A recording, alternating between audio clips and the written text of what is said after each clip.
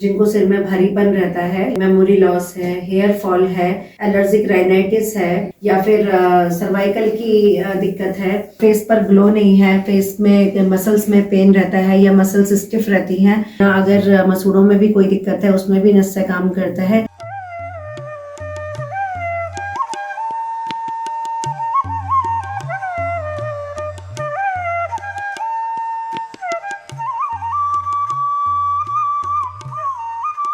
नस्से आयुर्वेदिक पंचकर्म चिकित्सा का ही एक अंग है जिसको हम शिरोविरेचन भी कहते हैं, जहां हम इस शब्द से ही पता लगा सकते हैं शिरो और विरेचन मतलब सिर से संबंधित जितने भी रोग होते हैं उनका विरेचन करना।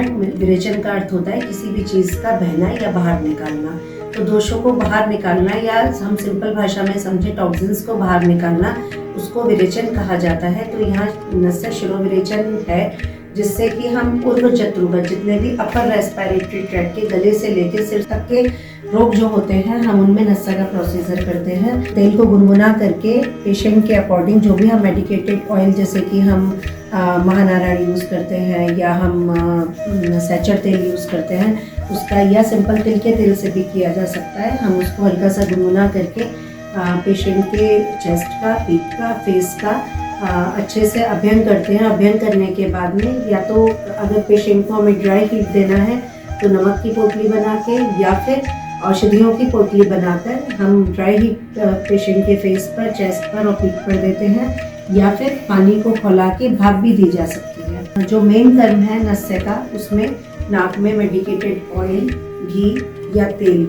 या दवाइयों का पौध भी डाला जाता है according to the condition of the patient. Patient को क्या रोग है, कितने समय से है, उसके हिसाब से हमें नाक में दवाइयाँ डाली जाती हैं। इसमें बहुत सारी बीमारियों में लाभ मिलता है जैसे कि एपिलेप्सी है, मेमोरी लॉस है, हेयर फॉल है, एलर्जिक राइनाइटिस है। बहुत सारे पेशेंट ऐसे होते हैं जिनको सिर में भारीपन रहता है लेकिन उन्हें नहीं पता चलता है। उसमें पेशेंट बहुत तरह के पेन किलर्स या फिर सर्वाइकल की दिक्कत है, बाकी फेशियल पैरालिसिस है, फेस पर ग्लो नहीं है, फेस में मसल्स में पेन रहता है या मसल्स स्टिफ रहती हैं या कई पेशेंट को दिक्कत होती है कि उनका जॉ लॉक हो जाता है, जो जबड़ा होता है वो बार बार अटकता है या लॉक हो जाता है। गम्स में प्रॉब्लम रहना, अगर मसूड़ों में भी कोई दिक्कत है उसमें भी नस्से काम करता है। इसमें अगर हम बात करें नस्से कैसे काम करता है तो जब हम पहले पेशेंट को अभ्यंग करते हैं तो अभ्यंग से जो भी दोष होते हैं वो रेडी हो जाते हैं पिघलने के लिए। उसके बाद में स्टीम दिया जाता है जिससे कि मसल्स में सॉफ्टनेस आती है और नर्व्स में भी सॉफ्टनेस आती है, जो स्टिफनेस होती है वो ख़त्म हो जाती है। उसके बाद में हम जो भी औषधि डालते हैं नाक में तो उस औषधि से टॉक्सिन्स बाहर निकलते हैं। कफ होगा तो कफ बाहर निकलेगा। कोई भी रोग वायु का है जैसे नाक में ड्राइनेस रहना या फिर इरिटेशन होना, इरिटेशन कई बार जो है पित्त से और वात से दोनों से होती है तो उसके अकॉर्डिंग जब हम दवाई डालते हैं तो वहाँ पर चिकनापन आता है, मांसपेशियों में लचीलापन आता है और बाकी वायु भी बाहर निकलती है। तो इस तरह से नस्सा काम करता है और नस्सा जब पूरा हो जाता है तो उसके बाद में पश्चात कर्म में धूम्रपान कराया जाता है। धूम्रपान हम कई तरीके से कराते हैं जिसमें औषधियों को सुंघा के भी किया जाता है या फिर हम औषधियों का धूम्रवर्ती बनाते हैं और उसका धूम्र जो है, जो भी उसका धुआं होता है उसको मुंह से लिया जाता है और नाक से भी लिया जाता है और उसको निकाला मुंह से ही जाता है, जिससे कि अभ्यंग होने के बाद और नाक में दवा पड़ने के बाद में जो भी कफ, वात या फिर पित्त रेडी होता है निकलने के लिए उस धूम्रपान से पूरा पासेस क्लियर हो जाता है और पेशेंट को रिलीफ मिल जाता है। तो जितनी भी क्रोनिक डिजीजेज होती हैं उन सभी में नस्सा काम करता है।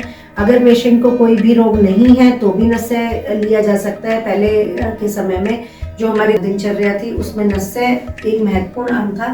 नाक में तिल का तेल या फिर सरसों का तेल आज भी हमारे जो बड़े बुजुर्ग लोग हैं वो डालते हैं और आयुर्वेद में जो दिनचर्या है उसमें लिखा हुआ है अणु तेलम ततो नस्यम ततो गंडूज धारणम, कि हमें दैनिक दिनचर्या में डेली ही अणु तेल को नाक में डालना चाहिए और गंडूश धारण करना चाहिए। गंडूश होता है जैसे त्रिफला का क्वाथ है या फिर तेल है, तेल को गुनगुना करके तेल को मुंह में भर के आप गंडूश की क्रिया करते हैं।